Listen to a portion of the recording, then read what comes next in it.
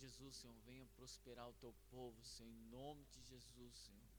Senhor, para a tua honra, para a tua glória, que possamos ser prósperos, Senhor. Sim, Senhor, para a tua honra e para a tua glória, Senhor.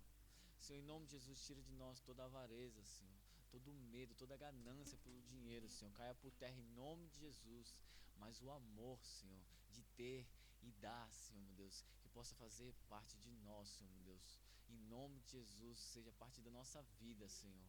Eu te peço para a tua honra, para a tua glória, inunda o nosso coração com o teu Espírito Santo cada vez mais, ainda mais através da tua palavra, em nome de Jesus, amém.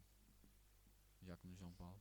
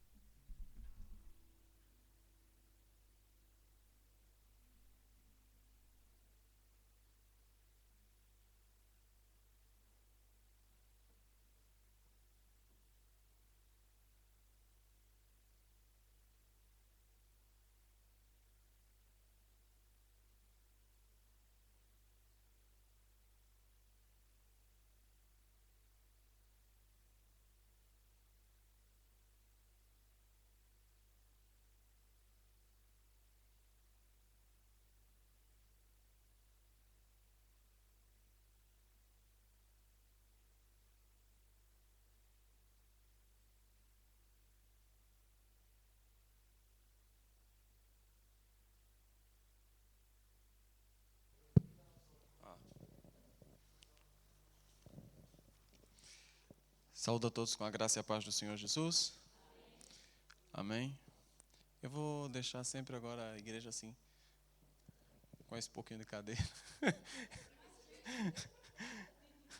Esquenta todo mundo. Teve gente que veio dizendo assim, não vou hoje só porque vai estar todo mundo junto. Amém. Vamos abrir a palavra de Deus. Hoje nós vamos falar de quem?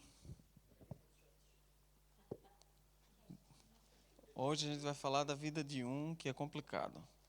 Oséias. O profeta Oséias.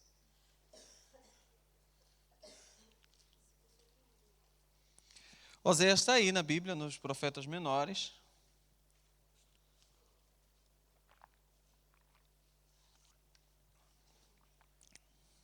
E a história de Oséias é muito interessante em alguns aspectos para que a gente possa entender algumas coisas relacionadas à igreja. Primeiro, que o livro de Oséias, as palavras de Oséias, elas foram utilizadas pelo próprio Jesus Cristo, pelos apóstolos. Paulo também citou Oséias em algumas das suas epístolas. E quando nós vamos ler agora Oséias, nós vamos ver essas informações. Nós vamos lembrar imediatamente que essa passagem parece ser de Paulo, na verdade é de Oséias. E alguns dos termos que eu mais gosto, particularmente que eu mais gosto, está em Oséias. Uma das instruções também que nós mais gostamos de falar, né, dentro daquele evangeliquez que eu já costumo falar, está também no livro de Oséias, a gente vai ver já já quais são esses termos. Então, Oséias é um livro muito interessante para os cristãos, apesar dos cristãos pouco lerem Oséias. E os que leem Oséias não compreendem Oséias, e outros que leem Oséias deturpam o que Oséias está dizendo. Então nós vamos entender um pouco sobre quem é Oséias, não, sobre o que Oséias falou. Oséias profetizou por volta do século 8 a.C., 700 e tal, e é um dos profetas que nós já podemos determinar o ano, né, a cronologia. A partir de agora nós sabemos a cronologia, porque inicia-se sempre dizendo quais eram os reis. E como nós temos a cronologia dos reis, nós sabemos em que época os profetas falaram. E certamente o profeta Oséias diz aí, logo no capítulo 1, no versículo 1, ele diz, palavra do Senhor, que foi dita a Oséias, filho de Beri, nos dias de Uzias, Jotão, Acás, Ezequias, que eram reis de Judá, e no dia de Jeroboão, filho de Joás, reis de Israel. Nós já sabemos, havia duas nações, duas linhagens de reis, e enquanto uma durou apenas, Jeroboão durou o tempo maior, o reino de Judá foi governado durante esse tempo por Uzias, Jotão, Acás e Ezequias. Ok? O princípio diz aí, no versículo 2, o princípio da palavra do Senhor por Oséias. Disse, pois, o Senhor a Oséias: vai, toma uma mulher de prostituição e filhos de prostituição, porque a terra se prostituiu desviando-se do Senhor. E foi e se tomou a Gomer, filho de Diblaim, e ela concebeu e lhe deu um filho. Vamos parar por aqui para entender já algumas coisas, que é para a gente já não interpretar as coisas erradas. Deus mandou Oséias pegar uma mulher adúltera. Mandou, vai lá e casa com essa mulher. Ele não mandou Oséias adulterar, ele mandou pegar uma mulher adúltera, né? Uma mulher de prostituição, na verdade. Uma mulher de prostituição. Teve um pastor que leu o capítulo 3. Diz aí, capítulo 3, versículo 1, vamos dar uma puladinha aí. Ele diz assim: o Senhor me disse, vai outra vez, amo a mulher, amada de seu amigo e adúltera, como o Senhor ama os filhos de Israel. Aí ele leu, vai outra vez, ama uma mulher do seu amigo e a adultera. E ele fez o que a Bíblia tinha mandado, que ele julgou assim ao ler, colocando isso foi um pastor que fez isso, porque ele estava lendo Oséias e Oséias mandou pegar a mulher do amigo e adulterar, né? E, enfim, mas o que estava acontecendo aqui, o que é interessante, nós já falamos aqui, estamos falando dos profetas, e falamos de diversos tipos de profecias. E a profecia de Oséias, ela é completamente diferente das outras profecias, porque o que acontece na profecia? O profeta ouve e fala. O profeta ouve e fala. O profeta ouve e fala. E em um momento ou outro, existe uma certa encenaçãozinha. Deus fala com Jeremias através de visões, através de encenação, né? Jeremias, o que vê, Jeremias? E Jeremias, vejo uma panela virada. Virada para que lado, Jeremias? Quer dizer, tem toda uma encenação, tem toda uma visão, né? Assim também com Isaías. Mas o que acontece aqui é que não tem visão nenhuma, não. Deus pega e faz da vida de Oséias a própria profecia. Tudo o que Oséias é uma representação, né, uma analogia, Deus usa a vida do próprio Oséias como uma alegoria, como uma analogia daquilo que ele queria explicar para o povo. E a partir disso nós temos algumas coisas interessantes para aprender para a nossa vida. Primeiro, a profecia ela não é somente, na questão doutrinária, ela não é somente falada. A gente sabe, pode ser vista e pode ser ensinada. Isso aconteceu também com o apóstolo Paulo, em Atos dos Apóstolos, quando ele estava perto de viajar. Eu não lembro direito bem, o profeta pegou, tirou o cinto, jogou no chão, fez aquele teatro todo, e que queria dar um certo significado, dizer, tem um certo significado daquilo que ele está fazendo. Aquele ato é um ato que simboliza alguma coisa daquilo que Deus está querendo falar para aquela pessoa através daquele ato. Ou que os homens de hoje pegaram essas informações e transformam nos benditos atos proféticos, que é encenar uma profecia achando que ela vai se cumprir. Como, por exemplo, algumas igrejas, tem uma igreja lá no Brasil que ungiu o mar. Ungiu o mar dizendo que o mar não é de Iemanjá, é do Senhor Jesus, né? Para onde Iemanjá foi, não sei. Mas ele ungiu. E aí alugou um avião, ungiu o mar, alugou um avião, ungiu uma cidade, ungiu um avião, consagrou o Brasil já todo, ungiu o Distrito Federal, ungiu o Planalto Central, ungiu a cadeira da presidenta Dilma, e o Brasil parece que vai de mal a pior e o negócio não se resolve. Parece que os atos proféticos não se resolvem muito bem. Né? Por quê? Sem querer falar mal dessas igrejas, mas o que acontece é o seguinte: atos proféticos existem, nós estamos vendo aqui, não é um ato profético, é uma profecia, né, atuada, é uma profecia que é em forma de teatro, é uma profecia teatral, a verdade é essa, mas parte de Deus para nós. Né? Tem um monte de gente, um monte de igrejas com a bandeira de Portugal dentro de um azeite, mas não sai na rua para evangelizar. Né? Tem um monte de igreja que tem, mas não adianta. Que ato profético? Vamos ganhar Portugal para o Senhor Jesus Cristo. Vamos, cadê? Cadê para ir para fora? Cadê o evangelizar? Então, eu prefiro o evangelismo do que atos proféticos.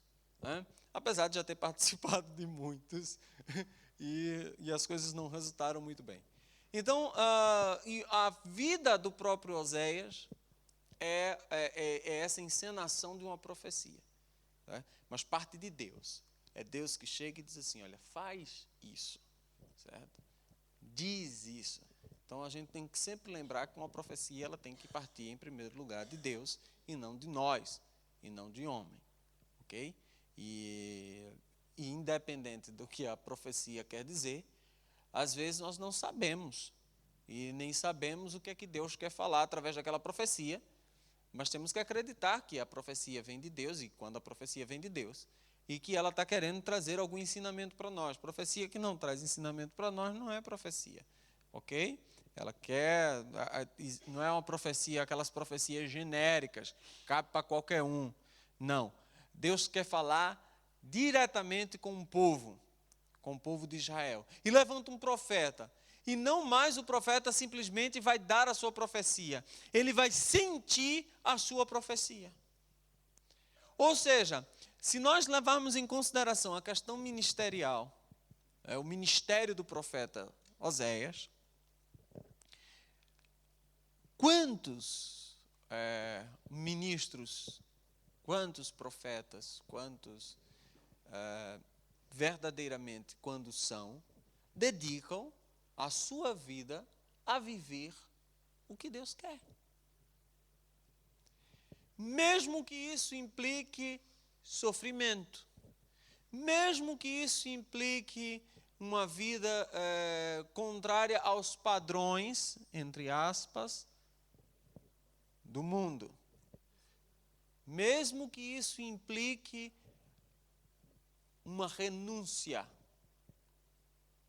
mesmo que isso implique aquilo que eu falei no domingo, tem que ser o esvaziar-se de si, das suas vontades, dos seus planos, dos seus projetos, da sua vida, para fazer aquilo que Deus estava mandando.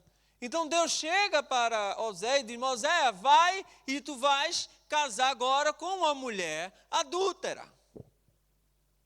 Coitado de Oséias. Mas Senhor, é que eu gosto daquela ali. Não, Oséias, vai e vai casar com uma mulher adúltera. E vais ter 3 filhos. E os 3 filhos tu vais colocar o nome. Põe-lhe, versículo 4. Põe-lhe o nome de Jezreel, porque daqui a pouco visitarei o sangue de Jezreel sobre a casa de Jeú e farei cessar o reino da casa de Israel. E será naquele dia que quebrarei o arco de Israel no vale de Jezreel. E tornou ela a conceber e deu à luz uma filha, e ele disse, põe-lhe o nome de Lo-Ruama, porque eu não me tornarei mais a compadecer da casa de Israel, mas tudo lhe tirarei. Mas da casa de Judá me compadecerei e os salvarei pelo Senhor seu Deus, pois não os salvarei pelo arco, nem pela espada, nem pela guerra, nem pelos cavalos, nem pelos cavaleiros. E depois de haver desmamado a Lo-ruama, concebeu e deu à luz um filho. E ele disse: põe-lhe o nome de Lo-ami, porque vós não sois meu povo, nem eu serei vosso Deus. Todavia, o número dos filhos de Israel será como a areia do mar, que não pode medir-se, nem contar-se. E acontecerá que no lugar onde se lhes dizia, vós não sois meu povo, se lhes dirá, vós sois filhos do Deus vivo. E os filhos de Judá e os filhos de Israel juntos se congregarão e constituirão sobre si uma única cabeça e subirão da terra, porque grande será o dia de Jezreel. Paremos aqui. O que é que tem a ver toda essa profecia aí complicada de entender? Ele pegou uma prostituta, uma adúltera, uma mulher adúltera, filhos de prostituição, casou com ela e ele teve 3 filhos. E os 3 filhos, Deus colocou o nome de Jezreel, o outro Lo-ruama, e a outra Lo-ruama e o outro Lo-ami. E claro que tudo isso tem um significado simbólico até aqui, muito interessante. E esse significado simbólico, primeiro a gente tem que conhecer a história de Israel. Se a gente não conhece a história de Israel, a gente não entende muito esses símbolos, a gente passa por ele, correndo, e nem entende o que danado é Lo-ami, Lo-ruama, ou o que significa Jezreel. Talvez desses nomes aqui, o que vocês mais deveriam conhecer, não sei se conhecem, é o Jezreel. E Jezreel foi o local de uma batalha de grande conhecimento, porque foi ali que foram mortos os filhos e terminou a linhagem. Foi no campo de Jezreel foi que terminou toda a linhagem, os filhos do rei Acabe. Então, mataram todos, se eu não me engano, 70 filhos. 70? Sei lá. E mataram todos eles no vale de Jezreel. E Jezreel, a partir de então, passa a ter o significado de fim de linhagem, fim da linha, o término. Tem 2 significados para o nome Jezreel. Um é esse, o significado que ele passou a ter a partir daquele evento que exterminou a linhagem de Acabe. E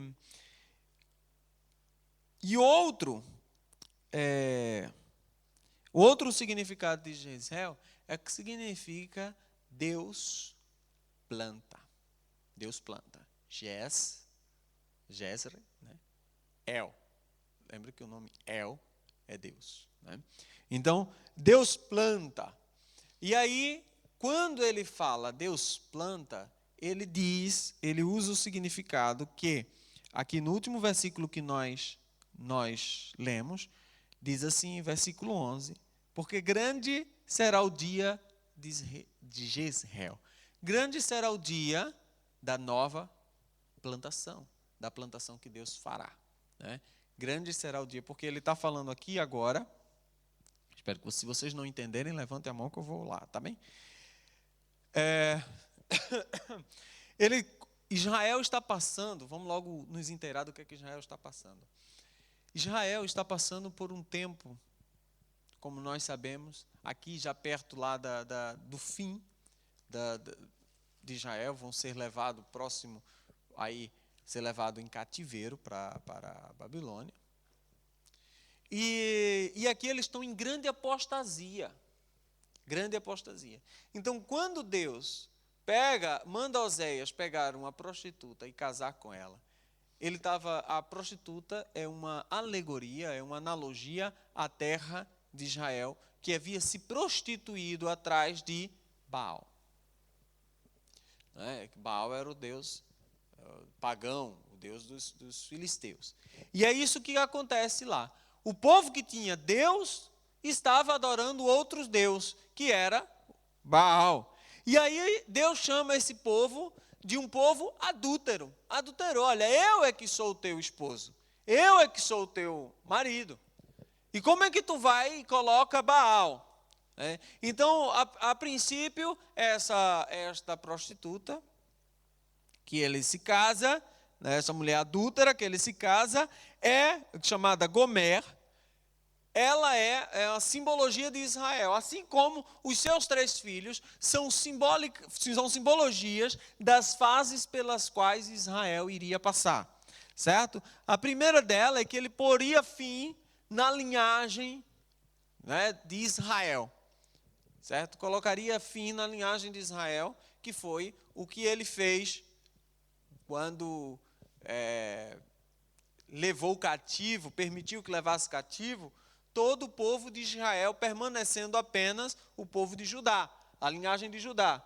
Então, já é uma profecia aqui, dizendo que isso ia acontecer. Ainda não tinha acontecido, ainda ia acontecer. E nós sabemos que hoje o que resta dos judeus são nitidamente, ou seja, aquele que nós podemos conhecer, são da linhagem judaica, de Judá, a linhagem de Judá, não e de Benjamim, que foram as 2 tribos que sobraram. Mas era apenas essas duas linhagens. É claro, e dos levitas, porque estavam misturados em toda a terra. Mas, quando foi levado a outra linhagem, as outras linhagens, as outras 10, desapareceram. Não se tem notícia, não se sabe, não se manteve como linhagem. A verdade é essa. Então, o campo de Jezreel, quando ele diz aqui que colocou o primeiro nome do primeiro Jezreel, significa acabou a linhagem.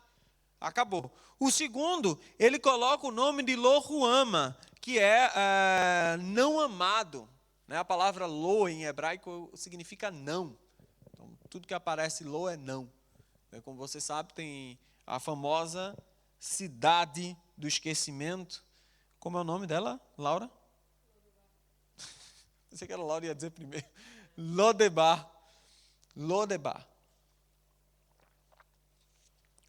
Que significa sem memória.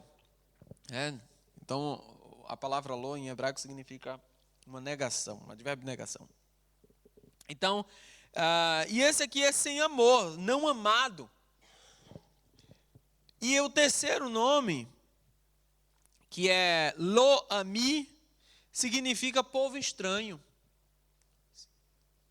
Povo estranho, que eu não conheço, ou seja, povo que eu não conheço.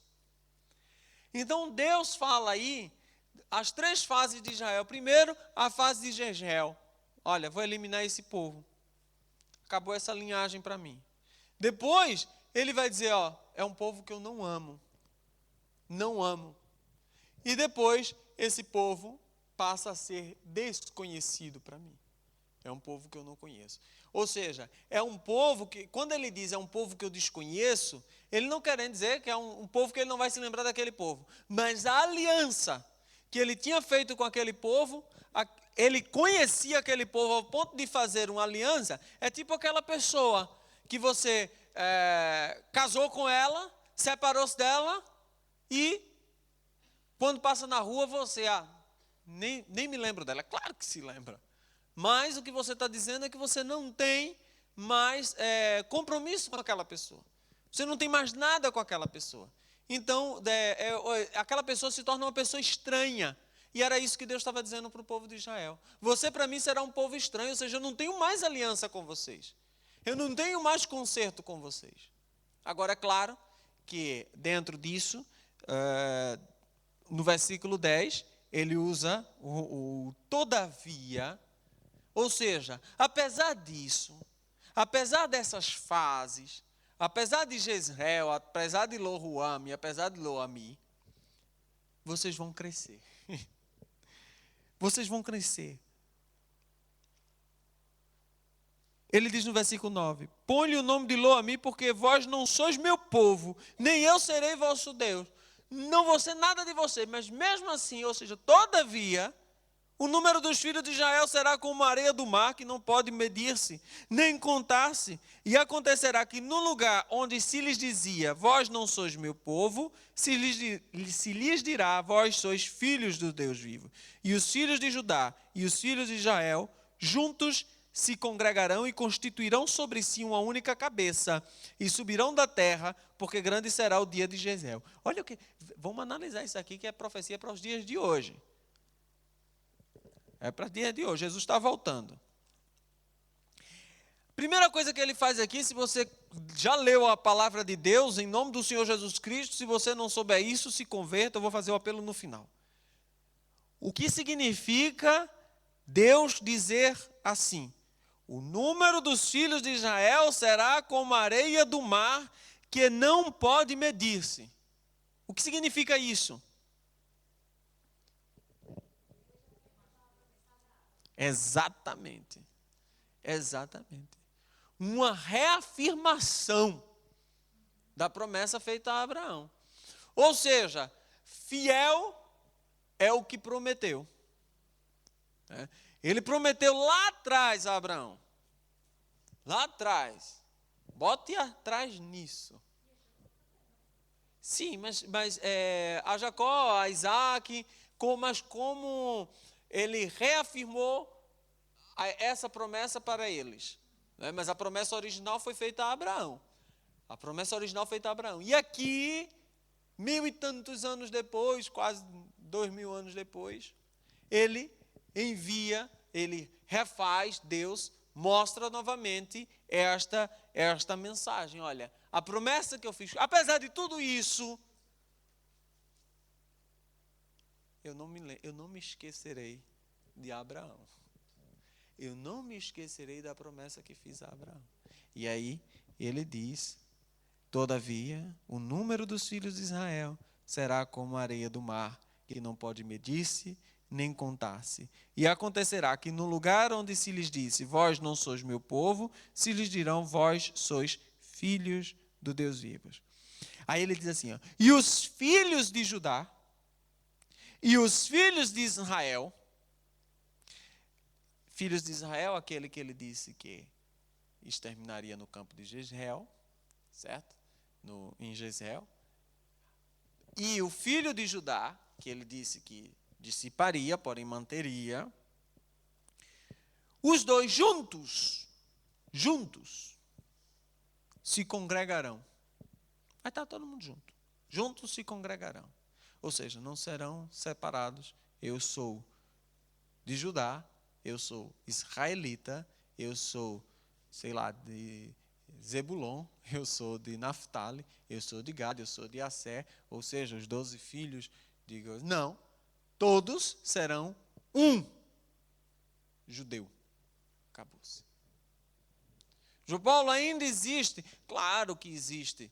Não significa que, não tendo nós o conhecimento das linhagens das outras tribos, não significa que não exista descendente de outras tribos, das outras tribos. Mas, até da pedra, Deus poderia suscitar filhos de Abraão. Então, certamente, Deus fará ressurgir essas linhagens, porque elas estarão presentes nos últimos dias. E, além de tudo, é claro que também é uma profecia que não está aqui em Osés, está em Ezequiel, que é o vale de ossos secos. Né? Quando Ezequiel vê um vale de ossos secos, e Deus pergunta, pode esses ossos voltar a ter vida? Ele diz, olha, tu sabes. E a gente olha para Israel e vê, não, é um vale de ossos secos, eles podem voltar a viver. Essas tribos podem tornar a viver. Deus sabe, Deus conhece. Amém? Juntos se congregarão e constituirão sobre si uma única cabeça e subirão da terra, porque grande será o dia de Jezreel. Ou seja, grande será o dia que eu vou plantar novamente. Oh, aleluia. Porque os nossos olhos, nos nossos dias, estamos vendo essa palavra se cumprindo. O tempo de Jezreel sobre Israel está acontecendo nesse momento. Deus está plantando-os na sua terra. E apesar de toda a guerra que está havendo agora, para que Israel entregue a Jerusalém Jerusalém e todo o restante aos muçulmanos, toda essa guerra que está acontecendo, e com agora os muçulmanos enviando bombas por cima e por baixo para Israel, Deus não permitirá que eles sejam desraigados da terra, que eles sejam retirados da terra. Então, faz parte dessa profecia. Amém? Até aqui, todo mundo está junto comigo? Ninguém foi arrebatado, não? Amém. Vamos lá, então. Dizei a vossos irmãos, a mim e a vossas irmãs, Ruama. Que engraçado, né? Que ele diz, dizei a vossos irmãos, a mim e a vossas irmãs, Ruama. Contenderei com vossa mãe, contendei, porque ela não é minha mulher, e eu não sou seu marido, e desvie ela as suas prostituições da sua face, e os seus adultérios de entre os seus peitos, para que eu não a deixe despida, e a ponha como no dia em que nasceu, e a faça como o deserto, e a ponha como uma terra seca, e a mate a sede. E não me compadeça dos seus filhos, porque são filhos de prostituição. Porque sua mãe se prostituiu. Aquele que os concebeu ouve-se torpemente, porque diz, irei atrás de meus namorados, que me dão o meu pão e a minha água, a minha lã e o meu linho, o meu óleo e as minhas bebidas. Portanto, eis que cercarei o teu caminho com espinhos, e levantarei uma parede de sebe, para que ela não ache as suas veredas. E irá em seguimento de seus amantes, mas não os alcançará. Buscá-lo-á, mas não os achará. Então dirá, ir-me-ei e tornar-me-ei a meu primeiro marido, porque melhor me ia então do que agora. Vamos voltando lá. Capítulo 2, para a gente entender bem o que está acontecendo aqui. Quem está dizendo aqui é o profeta, mandando que os filhos digam à mãe, mandando contender com a mãe, e ele diz, porque ela não é a minha mulher. Isso está acontecendo com o profeta. Isso não é a profecia de Deus. Ele está dizendo, está acontecendo, lógico que é a profecia de Deus, mas ele primeiro está acontecendo isso na vida dele. Ele chegou para os filhos e disse isso, olha, contendei com a vossa mãe, porque ela não é a minha mulher, e eu não sou seu marido, e desvie ela das suas prostituições da sua face, e os seus adultérios de entre os seus dos seus peitos, para que eu não a deixe despida, e a ponha como no dia em que nasceu. Ou seja, por despida significa envergonhá-la em meio à sociedade, em meio ao povo. Olha, para que eu não a envergonhe. Ou seja, o que Oséias estava fazendo aqui com a mulher, com a sua mulher adúltera, era mandando-a embora. Era mesmo divorciando dela, dando carta de divórcio a ela. Era mais ou menos isso, era exatamente isso que estava acontecendo aqui. E o que ele está dizendo é, eu vou deixar ela ir, certo? Em seguimento de seus amantes, e eu sei que ela não vai alcançá-los, ela vai buscar, mas não achará, então ela dirá, vou voltar, né? Ir-me-ei, tornar-me-ei a meu primeiro marido. Não sabe de uma coisa, eu vou voltar, porque aquele homem era melhor com ele, né? Porque melhor me ia então do que agora. Aí Isso aconteceu com Oséias. Falou com a mulher dele. Despediu a mulher dele. A mulher dele foi embora na esperança, claro, de que ela acorde e que ela diga, olha, meu primeiro marido é quem realmente eu deveria estar com ele. Né? E aí, o que acontece isso? Isso não acontece somente... Agora vem a parte profética. Aconteceu literalmente, mas agora vem a parte profética. Era o que Deus estava dizendo com Israel. Olha, vocês adulteraram. E eu vou deixar vocês irem. E eu vou dar carta de desquite a você. Vocês não são minha noiva. Vocês não são a minha mulher. E eu vou deixar vocês irem. E vocês vão atrás de outros deuses. Vocês vão atrás de outros amantes. E vocês vão atrás.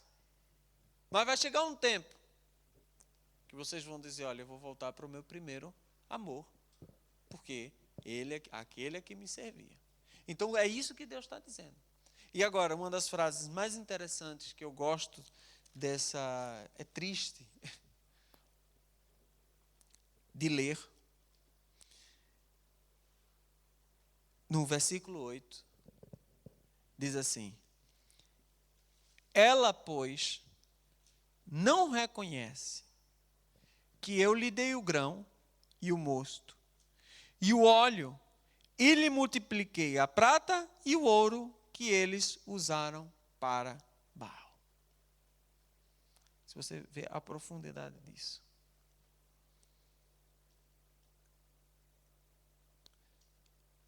Pensem que isso é um relacionamento.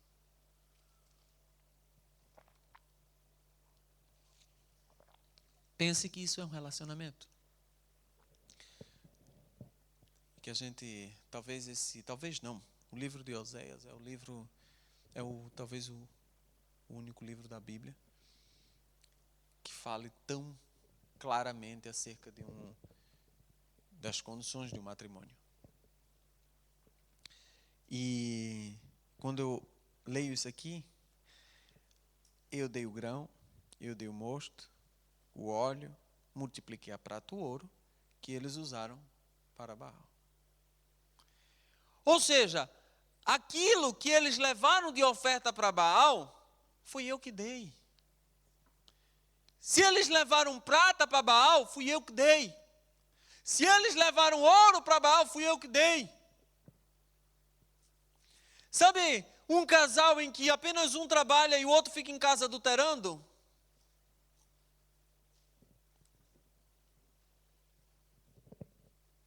É isso. Imagine você trabalha de sol a sol para ganhar o seu sustento. E você chega com o seu saláriozinho no final do mês, coloca no banco e diz assim, olha, vai lá pagar as contas. Aí a mulher pega o dinheiro e paga o cartão de crédito, paga o coisa, paga o motel, paga o amante, paga o michê.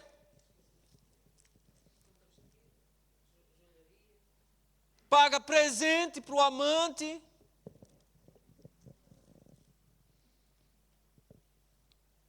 Aí o que é que você pensaria? Diz para mim, o que é que você pensaria?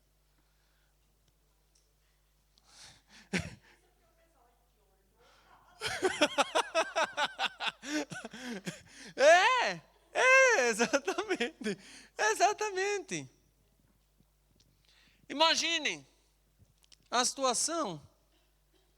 Aí você fazendo hora extra para juntar um dinheirinho.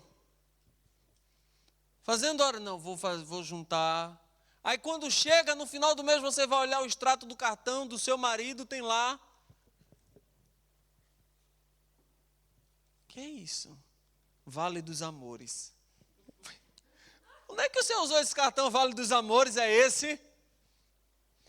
Mas eu estou trabalhando, estou fazendo hora extra para conseguir um dinheirinho para casa e você está gastando com mulheres? Parece que não é tão difícil de imaginar isso não, né? Mas é o que ele está dizendo aqui, ó o que ele diz. Ela não reconhece que eu dei o grão, o mosto, o óleo, multipliquei a prata e o ouro que eles estavam usando para Baal. O amante, nesse caso, Baal, o amante.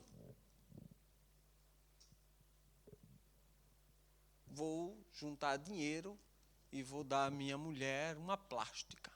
Olha a coisa linda. Do jeito que ela queria. Vai chegar mais esticada do que nova, olhar para ela. Meu amor, você tem 15? Tenho 15 anos.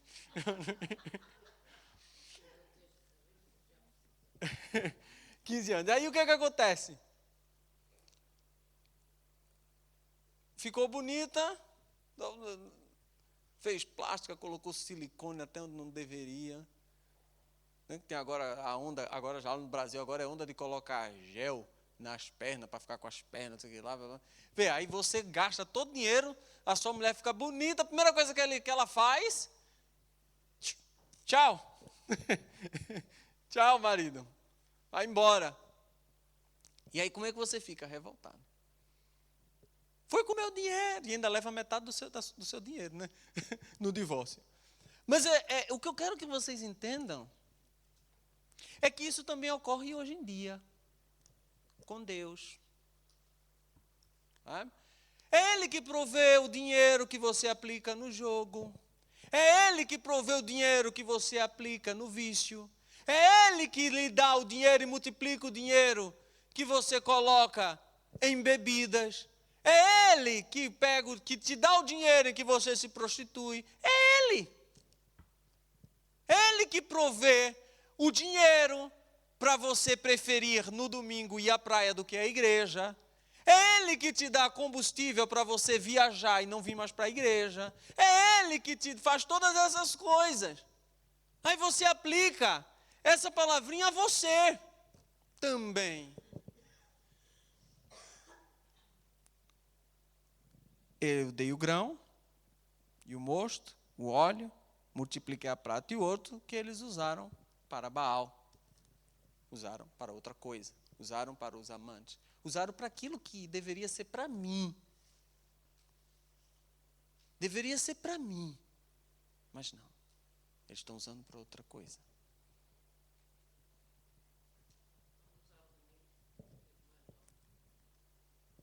Mas não é só dinheiro. É tantas outras coisas. É muitas outras coisas que às vezes a gente nem se apercebe. Tempo também. É porque dinheiro é o mais fácil da gente falar. Mas tem tanta coisa. Pode até nem envolver dinheiro. Você ganhou uma passagem com tudo pago, não sei para onde. Olha, mas nesse domingo tem um evento na nossa igreja. Não, mas eu ganhei uma passagem, eu tenho que ir. Igreja, passagem. Igreja, não. Passagem. Vamos embora. É assim. Sabe, Deus olha para nós. Agora veja, Ele está falando de Israel. Aí deixa eu dizer uma coisa para vocês agora, saindo um pouco de Oséias, mas aplicando na nossa vida, e eu quero que você entenda isso, saia daqui entendendo isso. Deus escolheu um povo. Deus escolheu um povo, ninguém pediu. Deus foi lá e escolheu. Abraão, sai da tua terra e da tua parentela para a terra que eu te mostrarei. Aí sai Abraão. E ele, porque quis, diz a Abraão, eu multiplicarei a tua descendência. Eu multiplicarei a tua descendência. A tua descendência será inúmeras pessoas, incontáveis. Abraão manteve-se fiel e foi. Disse para Jacó, prometeu a Jacó, que dele sairiam reis. Ia manter fiel a palavra que ele tinha dado a Abraão. Deus escolheu. Deus tratou. Deus esteve lado a lado. No momento em que Jacó estava fraquejando, Deus vai lá, manda um anjo, aparece numa escada. Deus vai lá, manda um anjo, segura a coxa de Jacó. Deus vai lá e fala com o povo. Depois Deus vai, o povo está no Egito, Deus pega aquele povo, chama Moisés, com poder e maravilhas, tira o povo do Egito, agora coloca na terra prometida, a terra que eu mostrarei. Foi, assumiu, Deus esteve presente na guerra, Deus estava lá, deu vitória àquele povo, Deus fez tudo por aquele povo. Deus fez tudo por aquele povo, porque Deus escolheu aquele povo. Só que tem um momento que, para que a gente possa entender, eu posso usar esse raciocínio, Deus se cansa. Não, peraí, todas as coisas têm limite. Para tudo na vida tem limite. Aí Deus diz assim, não. Esse povo que eu escolhi para ser a minha mulher, para ser a minha noiva, quero mais não. Agora eu vou escolher um outro povo. Eu vou escolher outro povo. E esse povo vai ser um pouco diferentezinho. Eu vou lá resgatar esse povo. E o Verbo se fez carne e habitou no meio de nós para nos resgatar. Morreu por nós e nos comprou como noiva. E agora nós somos a noiva.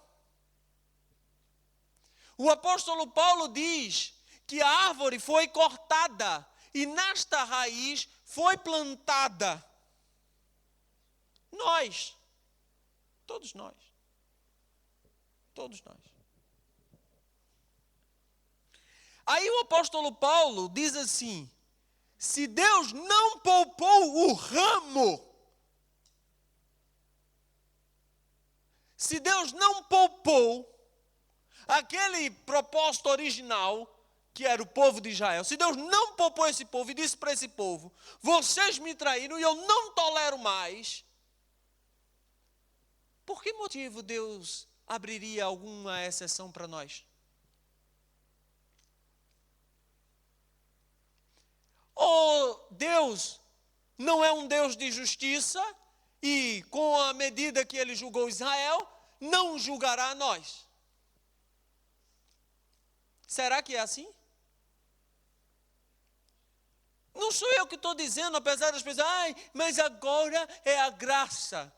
Eu já falei diversas vezes, e quem fez os meus cursos de teologia sabe que a graça sempre esteve presente em toda a humanidade, foi pela graça que Noé foi salvo. Pela graça de Deus, Deus tirou o povo do Egito. Deus sempre agiu com graça e com misericórdia em todo momento em que o homem esteve a ponto de cair.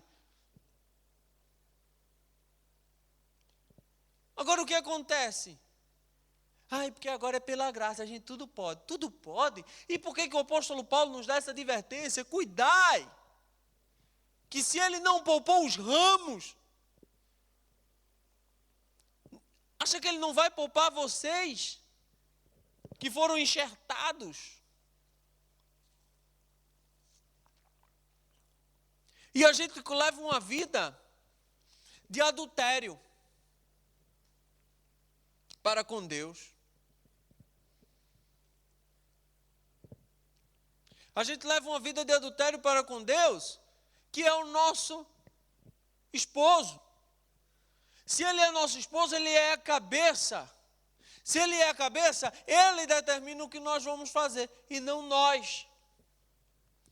E se nós colocamos outra coisa, e se nós levamos outro Deus para a nossa casa, para a nossa vida, e se nós levamos outra coisa, o qual nós fixamos a nossa mente nela, somos adúlteros e adulteramos contra Deus e achamos que Deus vai fazer o que conosco?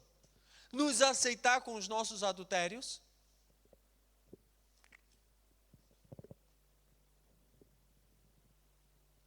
Aí muitas pessoas na igreja sofrem porque querem. Porque a palavra de Deus é muito clara.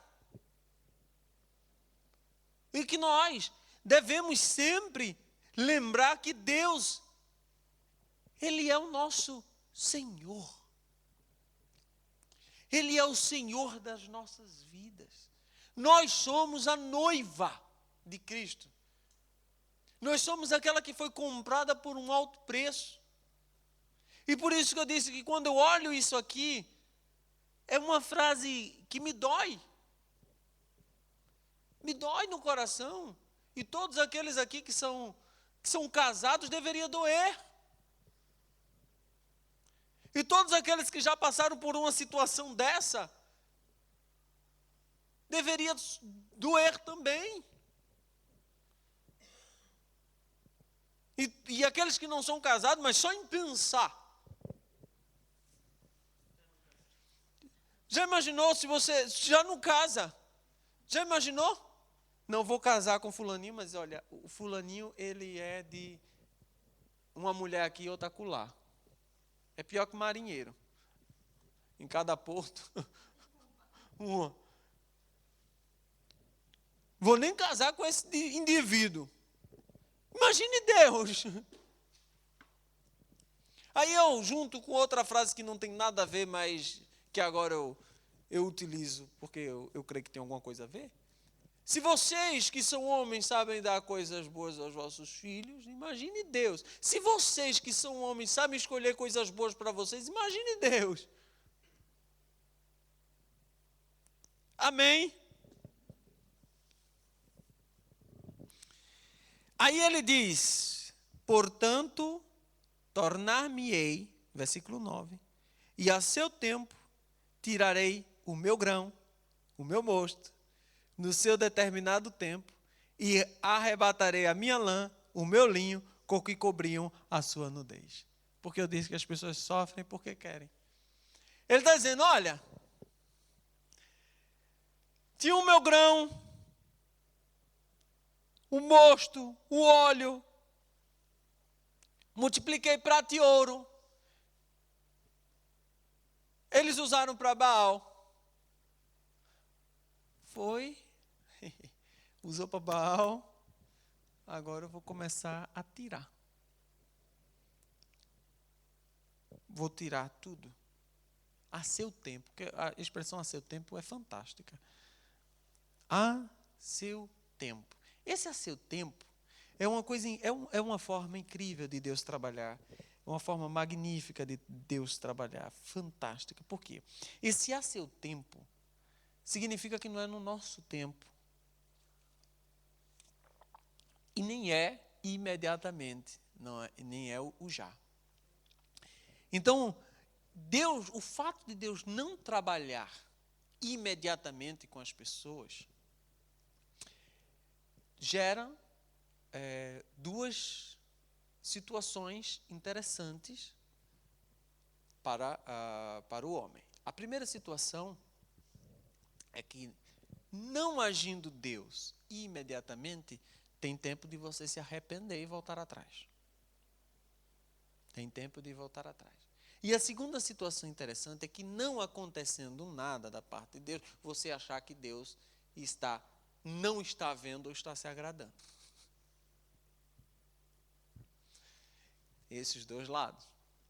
E já vi na minha vida pessoas dos dois lados. Pessoas que se arrependeram, voltaram atrás, e pessoas que acharam que Deus não estava vendo. E no final se ferraram. Mas é a forma de Deus trabalhar. Para que Deus dê tempo de você se arrepender, também dá tempo de você achar que Ele não está vendo. Dá tempo de você achar que o que você está fazendo é certo.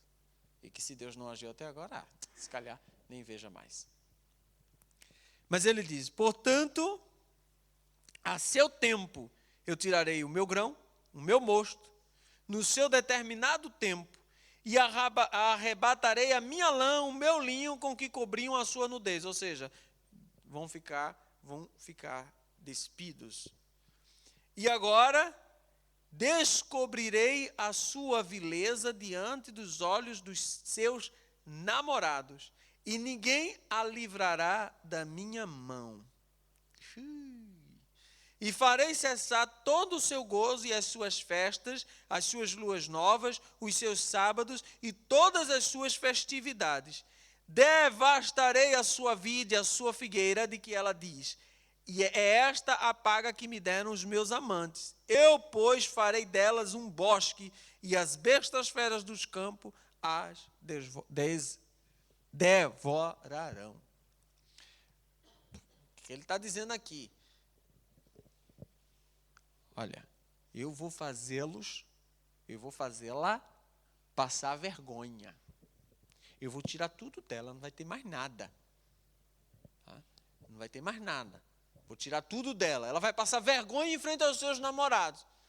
Porque não vai ter nem a roupa com que se vestir. E eu vou tirar dela também todo o seu gozo, ou seja, dias de tristeza. E as suas festas, luas novas, sábados e todas as suas festividades vão ser retiradas. É uma coisa que todas as festividades de Israel, todas elas, têm um único motivo: agradecer a Deus por ter feito alguma coisa. O sábado descansa-se agradecendo a Deus por ter feito o mundo em 7 dias. As luas novas são as festas que são feitas através da lua nova, que se marca as estações. Então isso são festas mensais que são feitas em Israel também. Que marca as estações e as colheitas. Os seus sábados, já sabemos, as suas festas normais. A festa do tabernáculo, são, se eu não me engano, 7 festas que tem Israel. Todas as suas festividades. Não tem mais festividade. Não tem mais. Tempo de tristeza. Tempo de total tristeza. E quem tirou? Deus. E aquilo que ela diz, que diz aqui, mas foi meu amante que me deu. Também vou tirar. Tirar tudo. Até o que o amante deu vai ser retirado. E sobre ela visitarei os dias de Baal, cada um dos dias que ela pecou, nos quais lhe queimou incenso, e se adornou dos seus pendentes e das suas gargantilhas, e andou atrás de seus namorados, mas de mim se esqueceu, diz o Senhor. Portanto, eis que eu a atrairei e a levarei para o deserto, e lhe falarei ao coração. E lhe darei as suas vinhas dali, e o vale de Acor por porta de esperança, e ali cantará, como nos dias da sua mocidade, e como nos dias em que subiu da terra do Egito. E acontecerá naquele dia, diz o Senhor, que me chamarás meu marido, e não me chamarás mais meu Baal. E da sua boca tirarei o nome de Balaíns, e os seus nomes não virão mais em memória. E naquele dia farei por eles aliança com as bestas feras do campo, e com as aves do céu, e com os répteis da terra, e da terra tirarei o arco, a espada, a guerra, e os farei deitar em segurança. E desposar-te-ei comigo para sempre. Desposar-te-ei comigo em justiça e em juízo e em benignidade e em misericórdia. E desposar-te-ei comigo em fidelidade, e conhecerás o Senhor. E acontecerá naquele dia que eu responderei, diz o Senhor.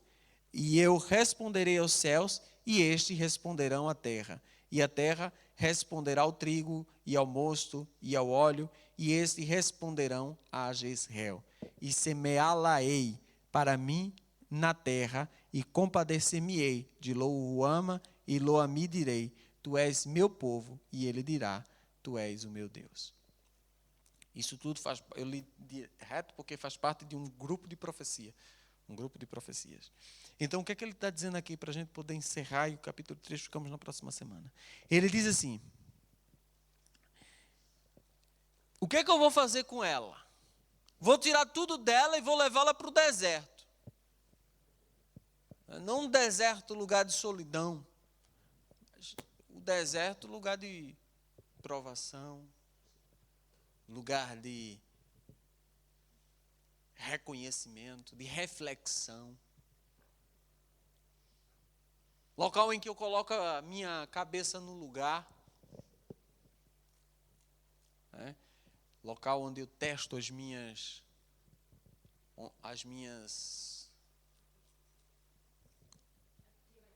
fraquezas e fortalezas. E aí ele diz que vai levá-la ao deserto e vai dar a ela a vinha do Vale de Acor. Aí é pura história também de Israel. O Vale de Acor foi aonde aconteceu o episódio lá de Juízes, de Acã. Lembram de Acã? Que ficou com as coisinhas enterradas, né? Alguma coisa assim. E aí ele diz, veja, Deus está dizendo que vai restaurar o Vale de Acor. Então, o Vale de Acor até então para o povo de Israel não era local de bênção. Por porta de esperança. E ali cantarás como nos dias da tua mocidade. Ou seja, ele fala da restauração dessa adúltera. Olha, Deus, aí já que a gente trouxe para nós, trazer agora para nós também, adulterou, vai embora, some, quero ver nem pintado. Mas Deus diz que o esforço de Deus ainda é de restaurar. E ele diz, olha, acontecerá naquele dia, diz o Senhor, que me chamarás meu marido e não me chamarás mais meu Baal. Olha que amor. Que amor fantástico. Amor que não se explica. Quer dizer, mesmo com que ela adulterou, ela estava indo com outros homens. Mas eu amo essa mulher.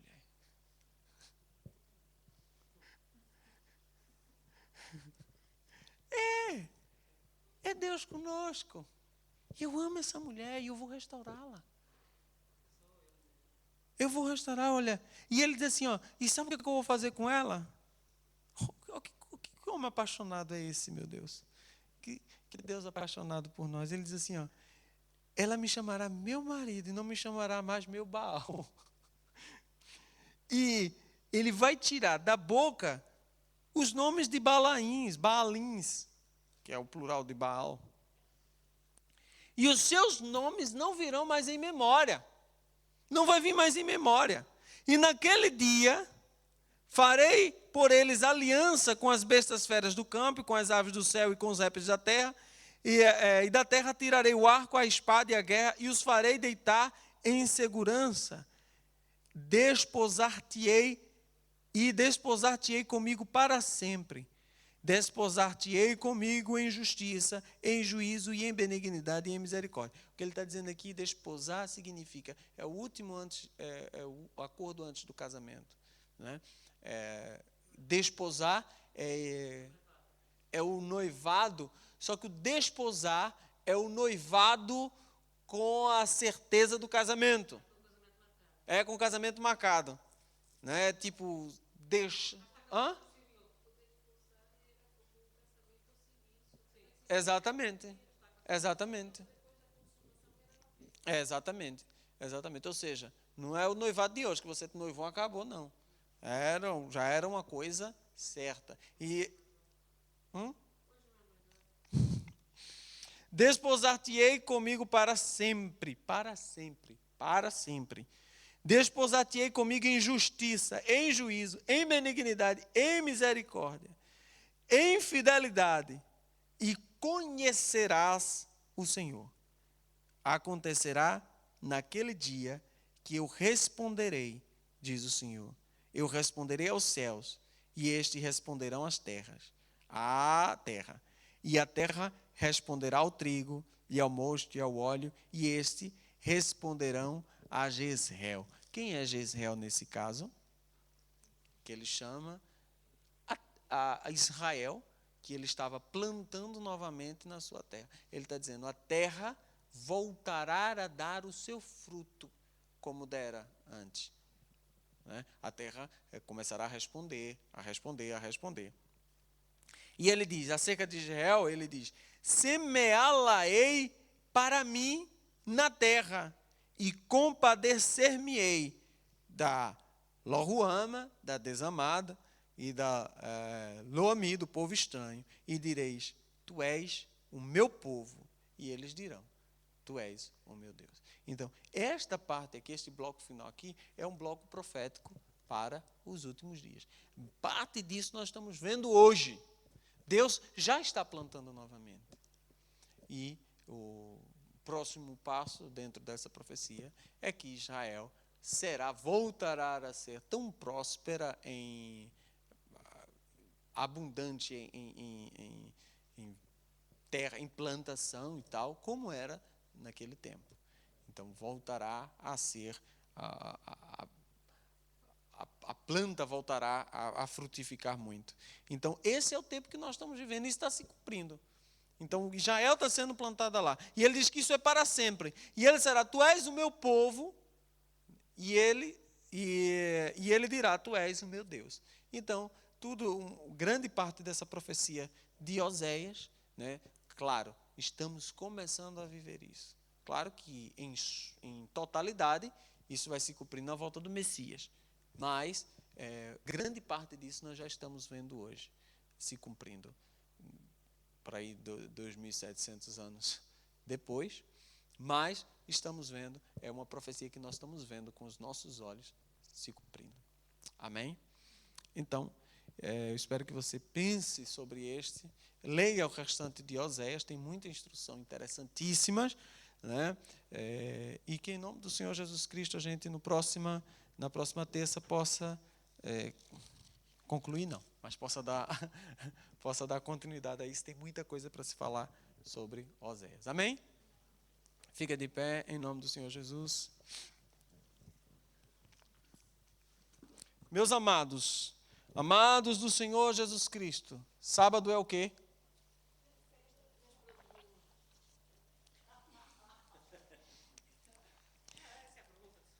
Festa dos Tabernáculos. Então, em nome do Senhor Jesus Cristo, aquele que não vir,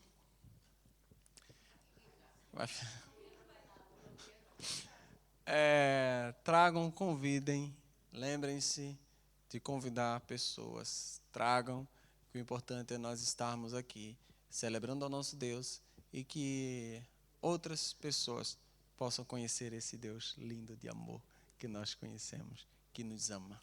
Amém? Então, que em nome do Senhor Jesus Cristo, orem, mas não seja, eu vou orar, nunca mais se lembra. Eu estou orando, viu? Que só, e abaixa a cabeça assim, Senhor, abençoa a festa do tabernáculo, vai embora. Orei. Não, ore. Ore esta semana, que eu deveria orar sempre, né? Mas, enfim, pelo menos essa semana, antes de você se levantar da cama, é mais fácil lembrar. Que eu espero que, ao você se abrir os seus olhos, ouça essa voz dizendo assim, vá orar! Aí você se ajoelhe e ore e diga, peça ao Senhor para dar juízo a mim, em nome do Senhor Jesus Cristo, e nos livrar de todo o mal, em nome do Senhor Jesus Cristo, de todo acidente e de tudo aquilo que o inimigo estiver lançando contra a festa dos tabernáculos. Caia por terra em nome de Jesus. Amém? Faça essa oração que nós estamos precisando disso. Senhor, nosso Deus, nosso Pai, nós te agradecemos, ó Deus, por esse momento. Em nome do Senhor Jesus Cristo, Deus, eu te peço, vai sobre a vida de cada um que está aqui, Deus, aqueles que estão ouvindo o Senhor pela internet. Em nome do Senhor Jesus Cristo, abençoa-os, ó Deus. Em nome do Senhor Jesus Cristo, mostra, Pai, a tua grandeza e o teu amor por nós. Mostra-nos, Senhor. Pai, em nome do Senhor Jesus Cristo, abençoa o teu povo, Senhor, com bênçãos espirituais, ó Deus. Em nome do Senhor Jesus Cristo, faz prosperar financeiramente o teu povo, Deus. Pai, nós temos clamado aqui, Deus, para que tu abençoe, Senhor, poderosamente o teu povo, Deus. Senhor, no dia da festa dos tabernáculos, ó Deus, nós vamos aproveitar este momento, Deus, para Te honrar com as nossas ofertas, ó Deus. Nós vamos, Senhor, Te honrar, Senhor, trazendo para Ti o melhor que nós temos, ó Deus. E eu Te peço, Pai, em nome do Senhor Jesus Cristo, Deus, faz com que essas ofertas que cheguem à Tua casa neste dia, Senhor, seja profeticamente, Senhor, multiplicada na vida daquele que ofertar, Deus. Em nome do Senhor Jesus Cristo, Deus, que seja uma semente, Senhor, de prosperidade plantada neste lugar. Que seja uma semente, Senhor, de portas abertas plantada neste lugar. Que seja, Senhor, um semear de fé, Deus, em nome do Senhor Jesus Cristo. Que seja, Senhor, um momento de testemunho, Senhor, em nome do Senhor Jesus Cristo, Deus.